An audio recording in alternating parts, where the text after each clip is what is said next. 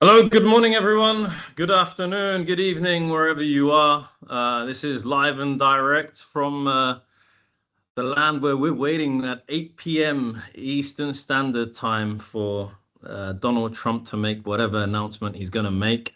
Live and direct from the UAE in Dubai. Talking of disruption, this is where the heart of disruption is happening today. Luckily, we are all safe and sound, so all is well.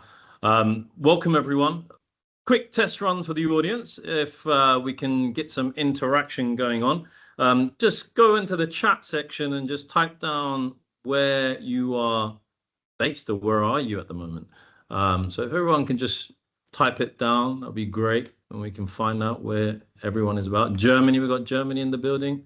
Arbe, nice to see you here. Ohio, Xavier, good to see you, Xavier. Peter in the UK. Nice to see you. Andrea from Mexico, Eric in Seattle, beautiful. Patrick, Switzerland, Germany, Washington State, London, UK, Italy, California. Gorgeous. Lovely. Well, you guys are safer than where I am at the moment. So yeah, cheers. Cheers to that. Anyway, on swiftly. Disruption. This is the key discussion. Nobody expected what will happen here in the Gulf. In the GCC where I'm based at, and it is impacting the whole global perspective. What's surprising is that last year, it's kind of we had like the crystal ball in front of us. 71% of the senior executives in all our sold out summits last year voted that the geopolitical matters are going to be the biggest issues that they're dealing with. And if we look at the semiconductor industry, we're in the game of engineering, right? But there is no engineering team that's going to solve out what's coming out of Washington or what will come out of Beijing. So it is with great pleasure to inform you that we have the final results that has been created and delivered by our member partner, AlixPartners. So for those of you who are not familiar with AlixPartners is a global consulting firm built for high-stake problems. Founded in 1981 on corporate turnarounds and structuring, the firm is now heavily covering the semiconductor industry amongst other industries, and their service spans performance improvement, digital transformation, M&A, and disputes. The identity stays the same, results delivered fast when time is short and the stakes are high. So thank you to the team at AlixPartners. I hereby introduce you all to Joe Semmer, and Joseph Edouard. So Joe, Joseph, please introduce yourselves to the community here. Thank you, Salah, and thank you for having us and everyone for attending this webinar. I'm Joe Semmer. I'm a partner at AlixPartners. I co-founded our semiconductor practice. At AlixPartners, I specifically focus in the tech, media, telecom industry, driving value with my clients, both in operational efficiencies, both from a labor and a non-labor perspective. I also do AI implementations along with mergers and acquisitions, both from complex carve-outs along with acquiring of companies. Let me hand it over to Joseph, who will introduce himself. Thank you, Joe, and thank you, Salah. Thank you, everyone, for joining this webinar. I'm Joseph Edouard with AlixPartners. I focus on technology. For the past 15 years, I have been focusing on software and semiconductor and digital infrastructure issues. We typically advise our clients there on multiple topics, ranging from M&A and supply chain resilience, AI-driven transformations, and large-scale transformations, both operationally and on the go-to-market side. Thank you. A quick overview about AlixPartners. We're a global consulting firm with over 4,000 professionals across the organization. We operate in 27 locations. We're in most major cities. We service many industries, but those that are probably relevant to this group are technology, semiconductors, chemicals, and energy industries, along with digital infrastructure. Our focus is delivering value to our customers and to our clients with profitability improvements addressing all areas of the P&L new site builds, M&A transactions, both buy and sell. We are an implementation focused and are a unique firm in that we're mixed of senior professionals. Our average tenure of experience is about 18 years. Myself, I've got about 16 and previously came from an IDM. So you get a mix of both industry and consulting experience. AlixPartners has had a long-running disruption index survey across many industries, which ISIG found was relevant. We tailored this survey to be specifically focused on the semiconductor industry. I'd like to thank both ISIG and the event attendees who completed the survey and made this report possible. So for today, we've got 5 main sections. Saul will talk about first about the demographics from the participants. I'll cover both the key disruption insights along with technology and AI, and then Joseph will move us into supply chain and growth. So let me hand it over to back to Sala to talk about the findings from the disruption report. Thank you, Joe. Thank you, Joseph. First of all, I mean, look, this could have not been done without the 500 plus members that we have at ISIG. So a sincere thank you to those in the audience that have actually filled it in over the last year, over the 12 summits. Let me just make one thing clear. This is going to be interactive, and I'm going to ask you to use the chat. So in the chat section, if you can do me a quick favor, type down in the chat where you are in the value chain. Fab, type down fab, fabulous, type down fabulous, equipment, type down equipment, materials, type down materials, or end user, type down end user in the chat. Good. All right, so we've got the whole equipment, IDM, material, consulting and finance, materials, fabrication, foundry.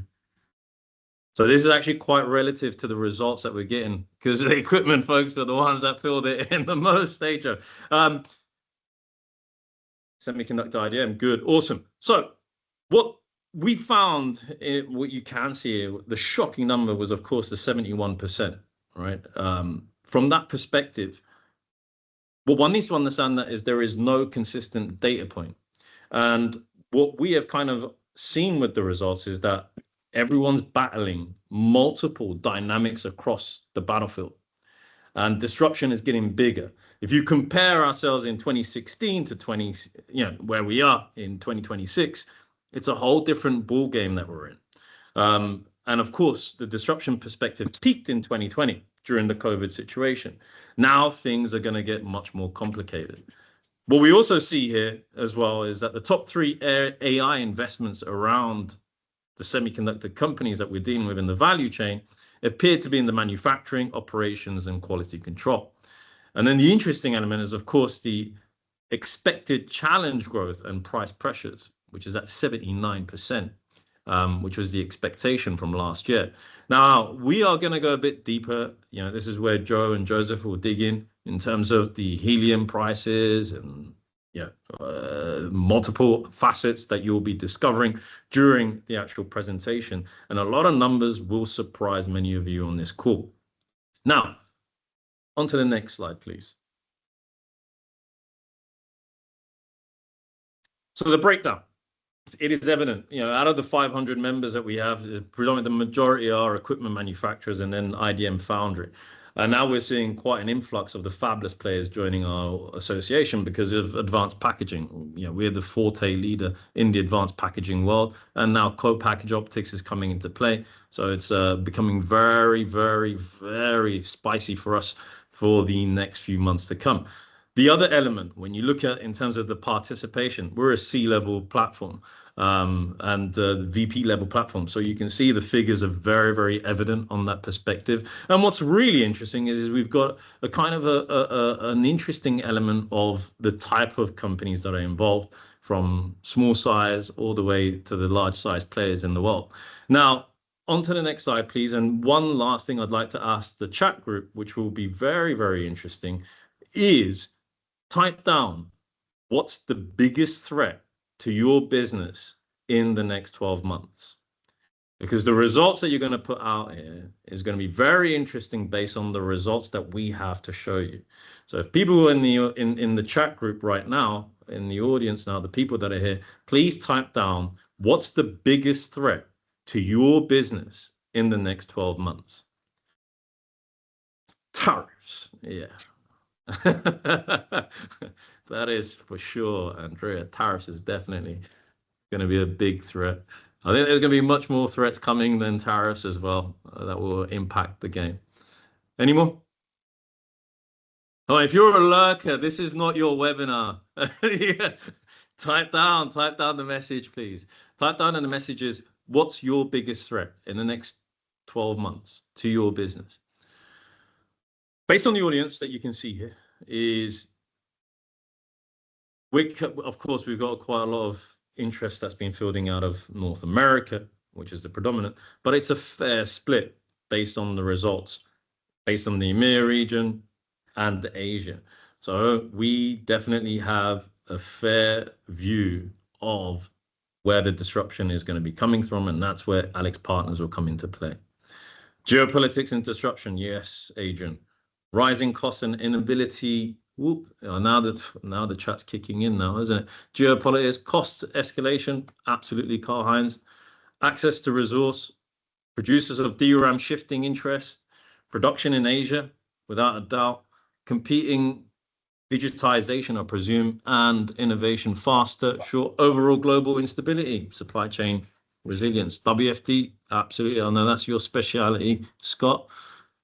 Very good. So this is really interesting, the results that are coming out here in the chat. Now I'm going to pass on to Joe. You're going to show the numbers properly for everyone to see.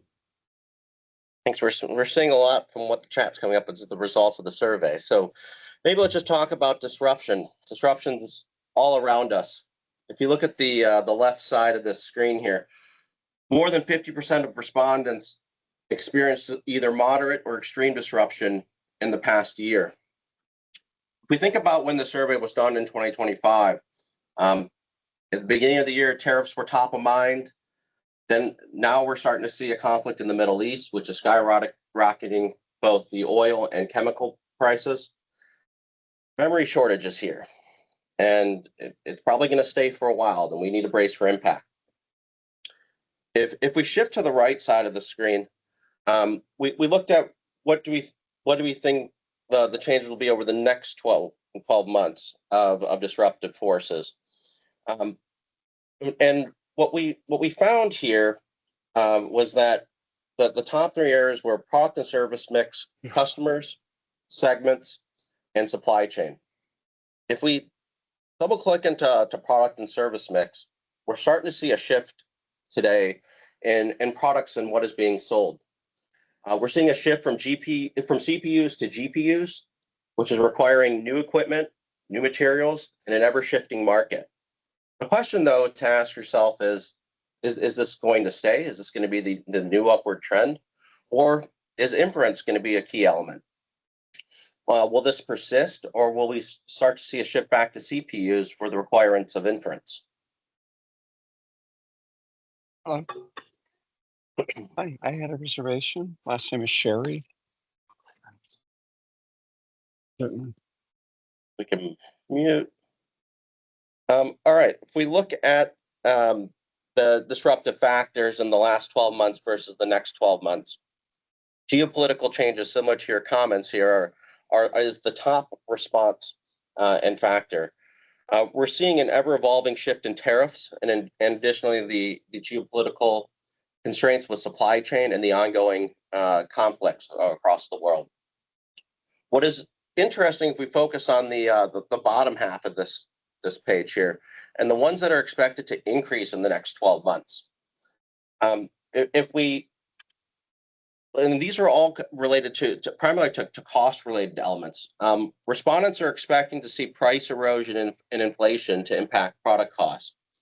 And if we look at these items, these could possibly even come in faster if we don't with the upcoming war and if it doesn't get resolved quickly. I mean, imagine if the Strait of Hormuz isn't opened. Oil prices will continue to stay high. Chemicals and materials will get expensive. And to an extreme level, we could possibly see 2020 all over again.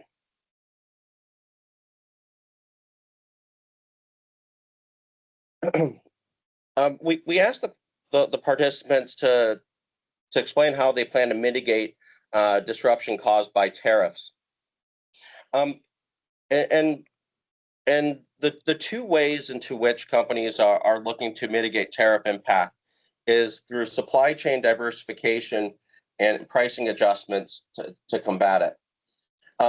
Our clients today are asking us on perspectives of how can we look into new builds or acquiring new facilities outside of Southeast Asia, with possible options being within the U.S., within Europe, in the Middle East, and then even we're starting to see more demand in India. Is that going to be the new frontier for manufacturing in the future? As materials and labors continue to increase, customers and clients and companies are looking to pass this on to their customers. This has to be done with caution, though, as you know, this might be acceptable up to some level, but at some point it could bring in competition into the market as customers become more price sensitive. This could result in margin compression and constraints to profitability. So, you know, we have to think through how we can effectively raise prices while also internally optimizing our costs to stay competitive within the marketplace. The survey was done in a way where we asked people to self-designate which company they came from. So we cut some of the data for you in terms of responses between fabs, fabless, and then materials and equipment. What was consistent across the board was supply chain diversification. We came in as number one. But where it got a little interesting was when we looked at fabless and we looked at materials and equipment, and we looked at one of their top responses being creating new entities and regional partnerships in multiple jurisdictions, you know, down here in the 30 and 20% area. As technologies continue to evolve, companies are thinking of how they can develop new partnerships across the ecosystem, and they're looking for creative solutions. Whether it's partnerships with somebody that can manufacture, or whether it's partnerships with even like a foundry model to help release some of the capital requirements or share some of the capital requirements as material and chemicals and equipments become more and more expensive. If we shift to technology and AI, looking at the impact of generative AI, an overwhelming amount, almost 90%, are optimistic about generative AI. If we think of when the survey was done at the beginning of 2025, we were on the upslope of generative AI. Now it's here. We're starting to see the use cases play out, and it's all around us with optionality to pick from. Heading in the right side of this,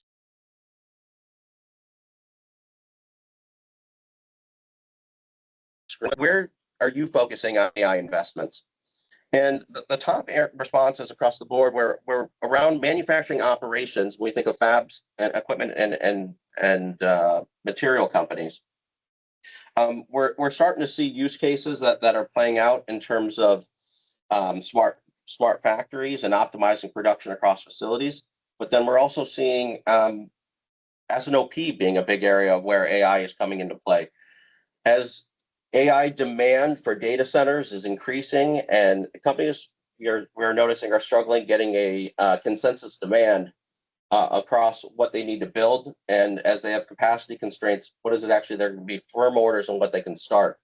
And so we're starting to see more S&OP related and demand requirements as AI use cases. Another one to call out is chip design and verification. As we see in the EDA vendors today, that they've been on the forefront of implementing AI within their products, and this is starting to help new developments and get through chip verification and design faster. So if you're not leveraging those from your EDA suppliers, I'd highly recommend to start using them.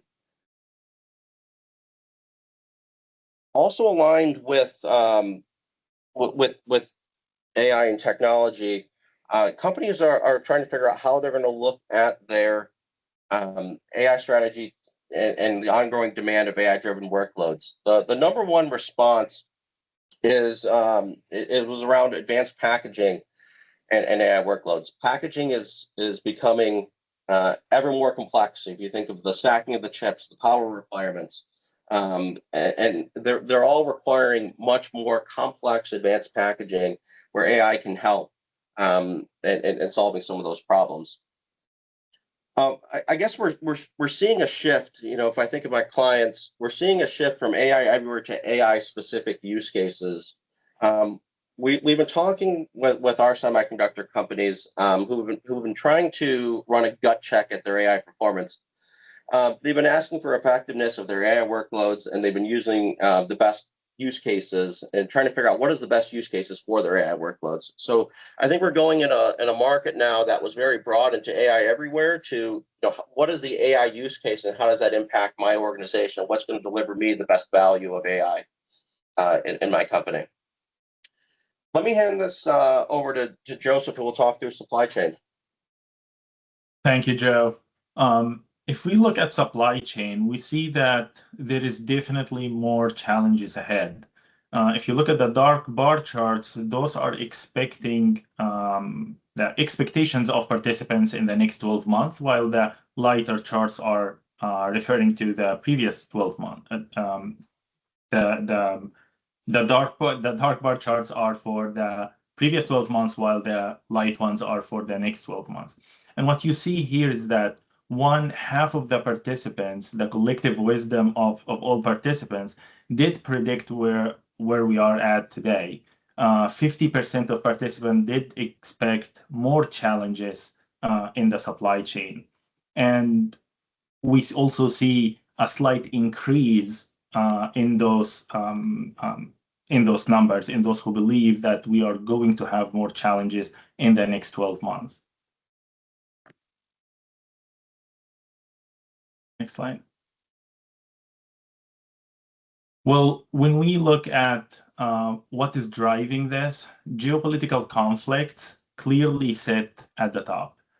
We used to think before that tariffs and protectionist policies are only isolated risks, but this chart shows us that this is no longer the case. They are actually compounding factors of an already significant disruption within the supply chain. What's important here, though, is the interconnected nature of these disruptions. A tariff and geopolitical event, for example, does not just raise the costs of material. The key issue is that it affects the very supplier availability, affects logistics, footprint decisions. And many clients are dealing with multiple difficult decisions, really, to try to mitigate those disruptions. Next slide.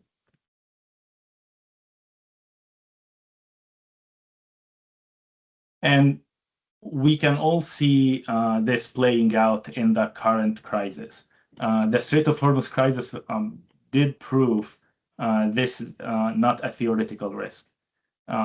Prices have moved significantly. LNG, which is the major power source for the semi-industry, increased by 140%, with huge amounts of capacity almost going offline. Helium, which is a key gas in semiconductor fabs, increased at least by 20%, and these are estimates of a week or two ago. Well, this might be considered a black swan. We believe that other issues might not be so unlikely. We have seen, for example, the surge in detentions of Panama flagged vessels in China, and that does not really make LATAM the so clear winner that we once thought of for the US supply chain diversification. And if we think about Asia, what if similar geopolitical frictions affect the core engine of the semiconductor industry with the Strait of Taiwan? Next slide. And this leads us to what are the leaders thinking about. leaders are focusing on multiple areas to mitigate disruption. At the top, everyone is thinking about how to mitigate disruption within the supply chain by revisiting the footprint. There are also multiple regulatory factors driven by US regulations, and we all can appreciate that export controls expansion, both in 24 and 25, already led to a lot of advanced logic AI accelerator and manufacturer equipment restrictions. And this is forcing companies to rethink and reroute fabs and redesign products. On the AI front, we definitely see our clients investing a lot in that and thinking about it and implementing multiple use cases. For example, we see some of our clients implementing AI for yield optimizations. Other clients are implementing it for lot level schedulings and more predictive maintenance. Go to the next slide. And this leads us to think about growth. On this chart, you see how the participant think about growth in the semiconductor industry across the value chain. And what's striking here is where the confidence is coming from. You see that those participants who believe there will be growth in the next 12 months, they definitely believe that this growth is going to come from internal execution rather than carried by external tailwinds. 78% of participants believe that growth is going to be driven by internal company performance. Next slide.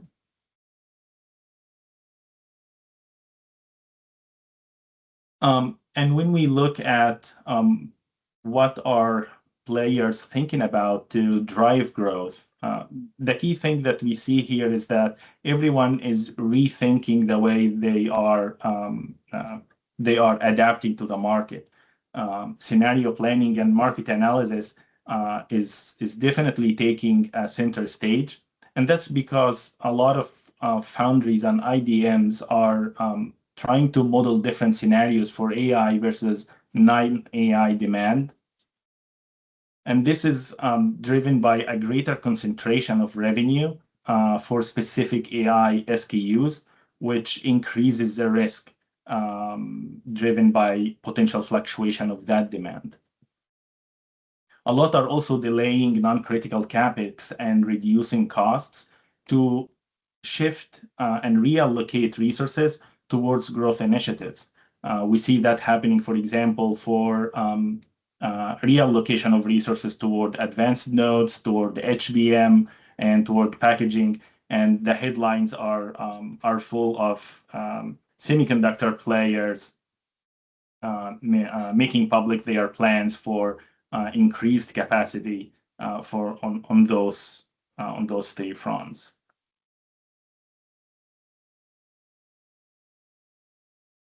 When we try to look at this from the perspective of fabless, or material and equipment, and what are players within each of those sectors within the semiconductor value chains are focusing on to drive growth, we see that fabs and material and equipment are mainly focused on cost reduction, and they are trying to gain productivity, improve operational efficiency to create the funding for growth initiatives and investments in that.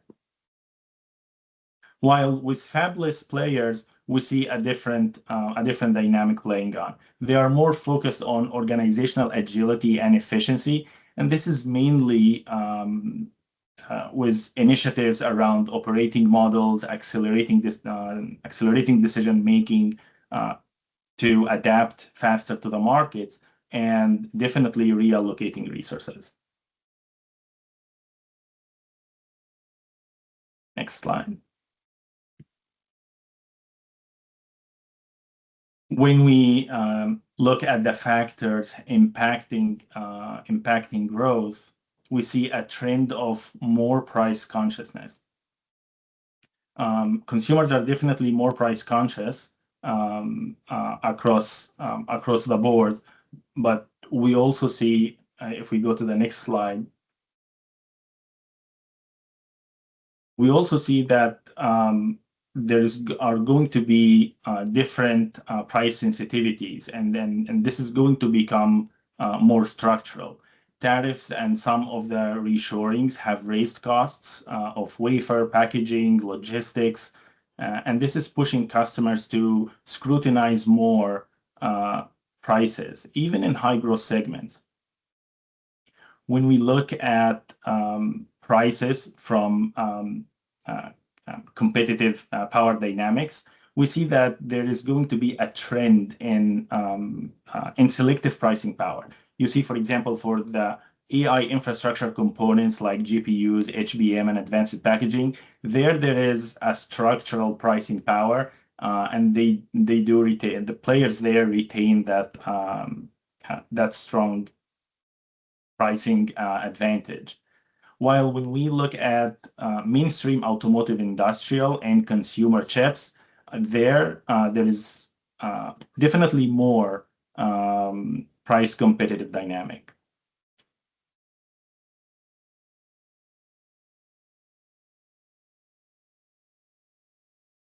Next slide. Yeah. AlixPartners conducts annually Disruption Index Survey. This year, we conducted the 7th annual Disruption Index Survey, and it's a survey across about 3,000 participants, 10 industries. That's about 300 per industry, and we consider dozens of industries there. Within technology, we looked at 5 key sectors: the semiconductors, the software sector, the computer and hardware equipment, and IT. And to no surprise, we see that disruption is higher within semiconductors and computer hardware and equipment, which are both sectors are exposed to the disruptive factors on the supply chain side, but also on the market side from a demand perspective with the acceleration of digital infrastructure.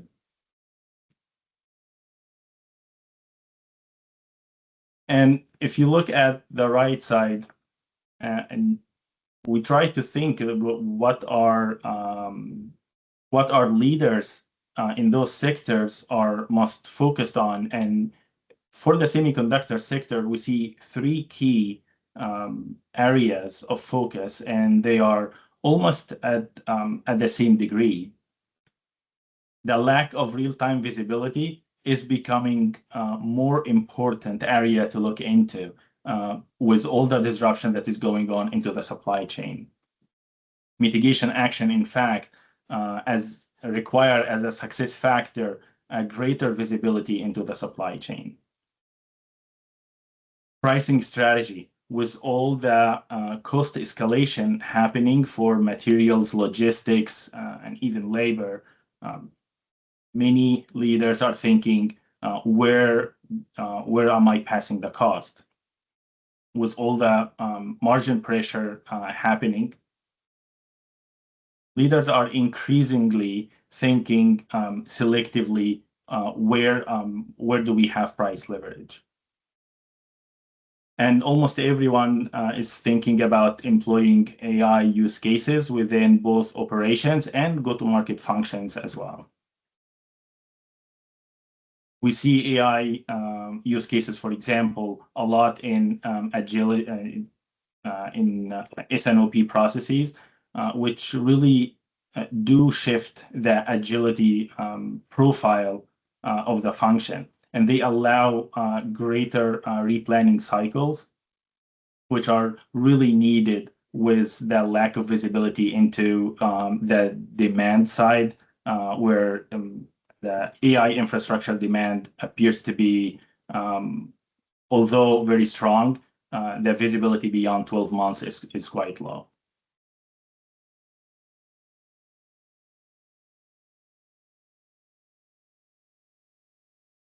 We also try to look at tariff very specifically and the key impacts of tariff on the supply chain. And there we see that most companies are thinking on passing pricing to the end, but the real story here is on the increased cost of raw materials, which is driving all the rest. It's driving margin compression. It's driving many players to pass on the pricing, pass on the cost increases to the customers through pricing leverage.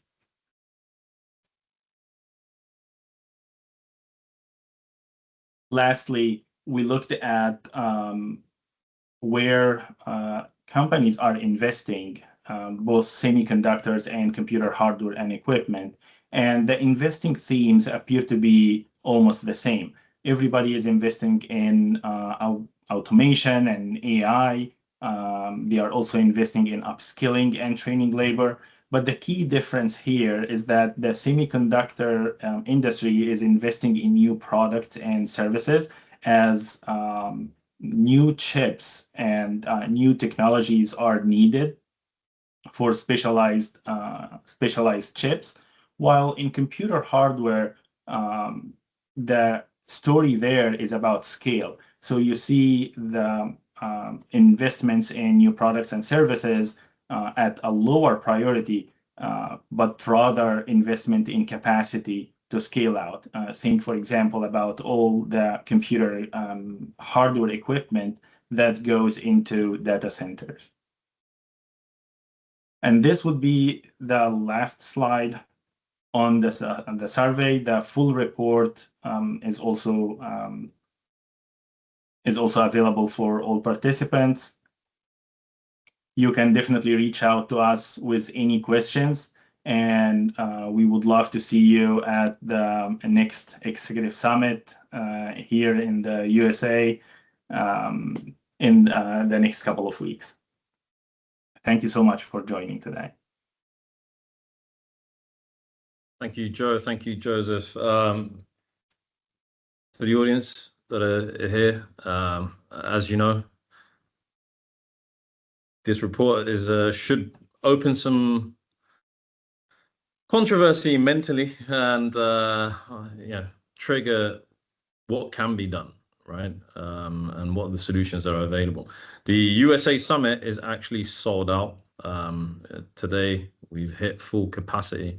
And you can reach out to Joe and Joseph directly. Bear in mind that the report will be shared to all of our members for further review. And you can get access to this information at the rest of the summits where AlixPartners will be present. In the meantime, thank you all for joining. What I would like to do is hear from the audience pretty much your opinions and what's your perspectives on the information that's shared. The AlixPartners team will take questions offline on that perspective, but I'd like to open the floor now for the next 20 minutes that we have to hear what your opinions on the report. What's your company doing? What are you guys working on? What's your teams working on? And elaborate an open discussion that will be productive for all. So yeah, the floor is open. Simply just unmute yourself. Ideally, turn your cameras on, and we'll hear from you on that perspective.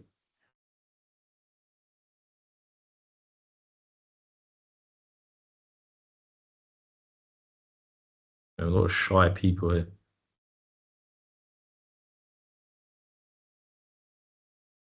Anybody want to comment? Or we'll shut down the webinar now. I'll comment. I was having a hard time finding my mute button on my other. Yeah, that's okay. Great job, guys. Thank you. And I'm sorry, Mike. I'm borrowing someone's office, and like this camera situation is a little. Let me see if I can do it right here. Great presentation. It's like when you're going through that, you sort of start thinking about you almost need to be like, it's like every week you need to be doing another index given so much change lately. So that's just something that I was reflecting on. The chart that actually I really, that got me thinking quite a bit was the one that you had on the toward the end of the presentation, talking about growth and, you know, things that, how different types of the ecosystem, the kind of what's in their toolbox and what tools are they, you know, kind of driving to focus on growth. And I just thought that was it was very interesting to think about, that different parts of the ecosystem pull on different tools. And I also thought it was a great reminder of like, yeah, there is a lot of different tools to use. And I think some of us in our organization tend to reach for the same hammer, you know, every time. And anyway, so I think this is, it was like a reassurance to say, oh yeah, you know, for disruption, as we start to manage growth, et cetera, there's many ways to do it. And what worked last year may not work this year, and, you know, et cetera. So I don't know, any other comments around that would be appreciated, but yeah, this chart exactly. I really appreciated this one.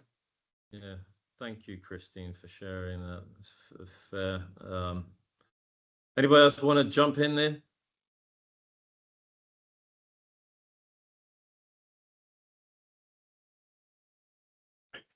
Yeah, I'll make a quick comment, Sala, and thanks, guys, for an excellent presentation. Very good. I noticed early in the material there was some reference to PFAS, and I think, you know, from a supply chain perspective, you know, materials falls into that as well. And so what is your perspective on some of the implications, you know, that are going to come up as we try to address, you know, the issues associated with PFAS from a supply chain perspective?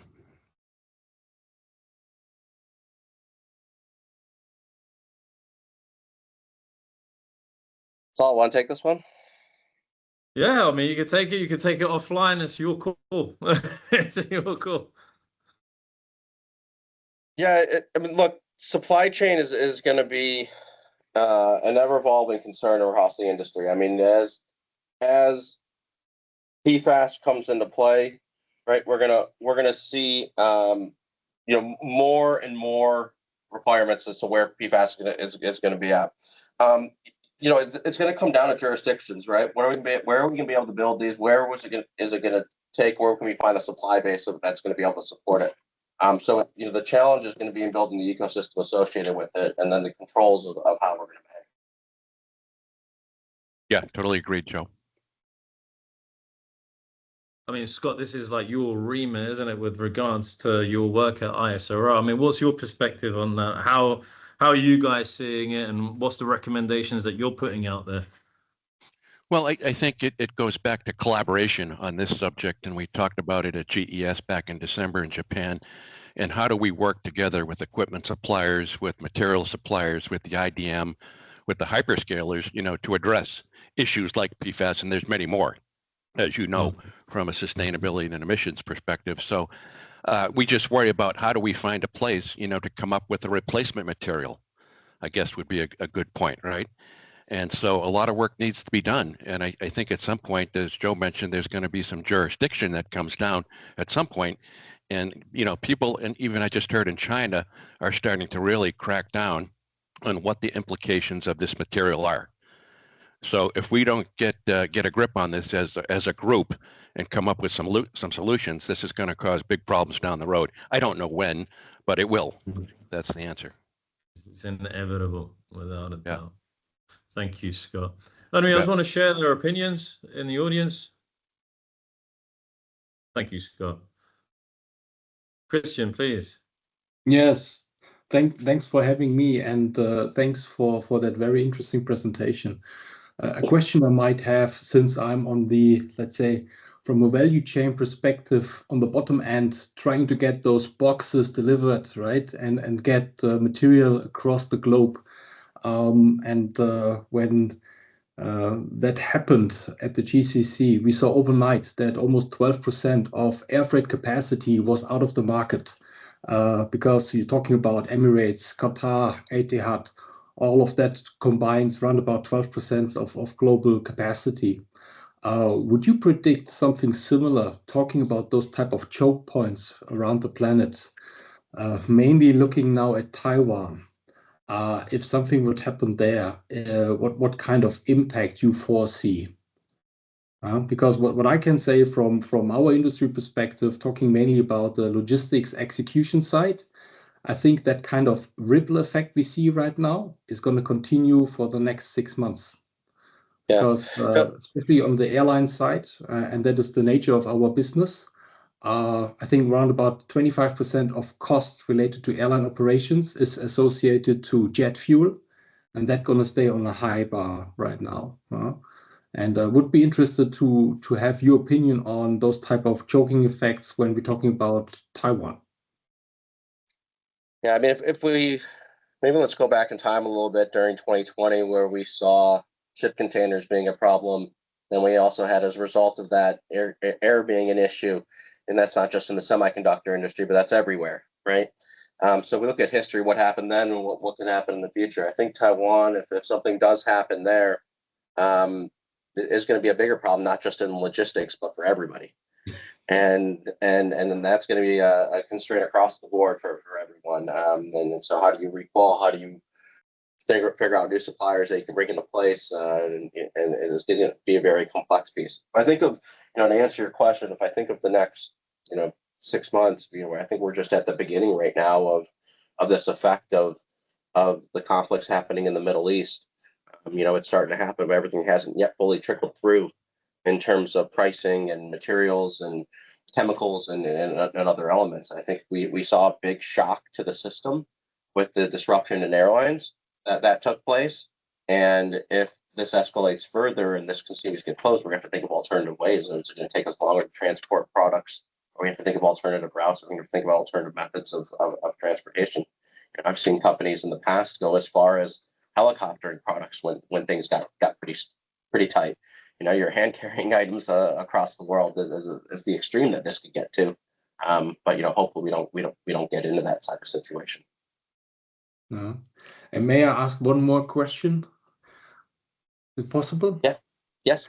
So seeing on those surveys that more and more supply chain resilience disruption is always ranked within the top 3. And I remember seeing, I think it was 2023, that ASML was appointing a board seat to supply chain. Is that something you see in that industry becoming more common, that you see jobs on supply chain listed in the boardroom? It's rare.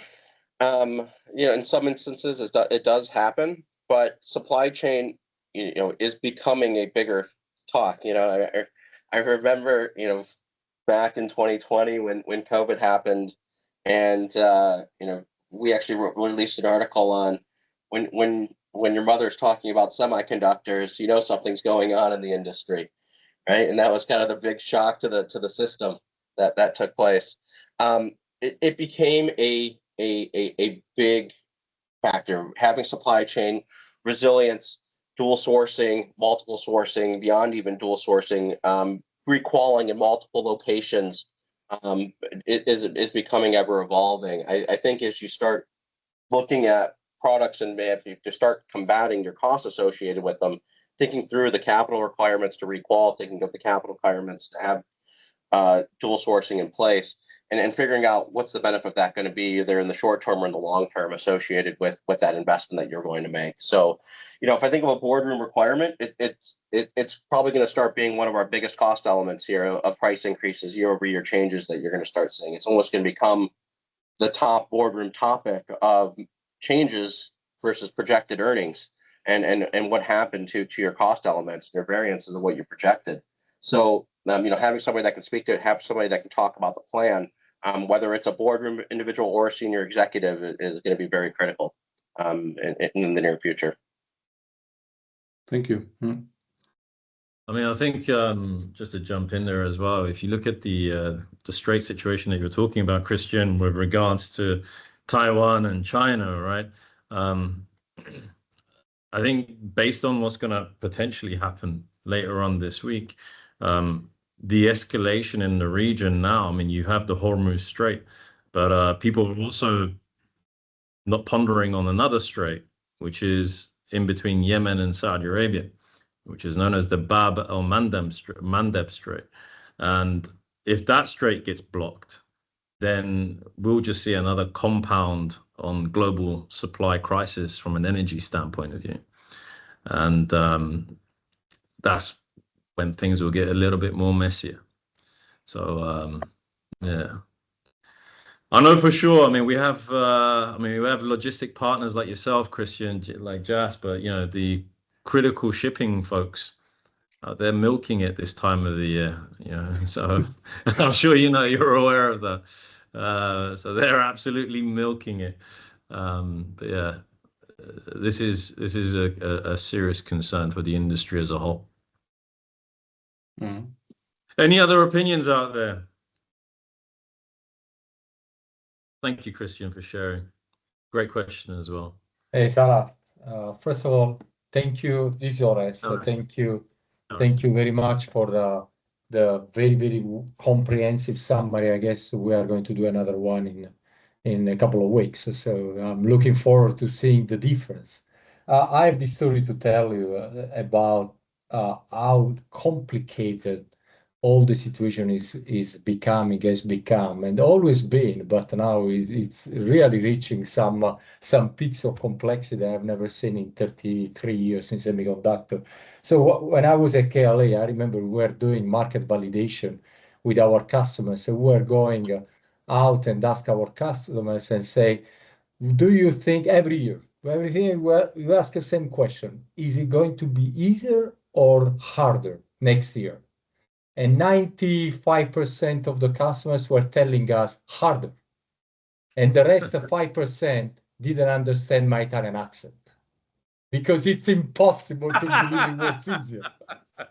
So impossible, okay? So everything is always more complicated than the previous year.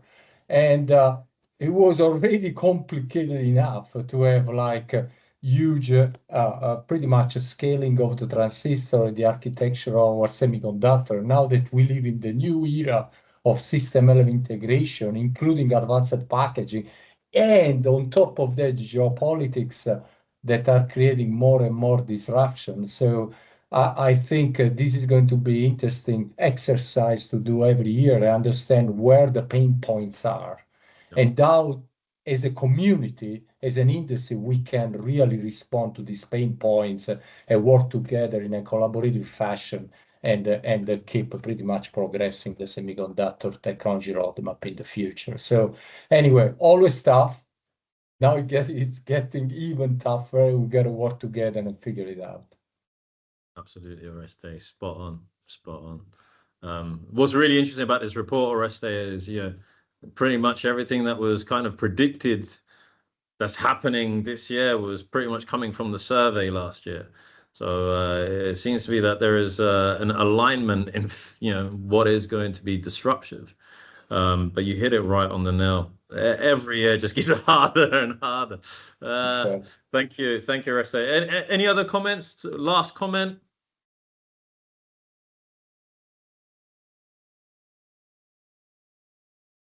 Five minutes left in your meeting is what Teams is saying. Last comment, last opinion on what you are doing in your company with dealing with these type of situations in disruption.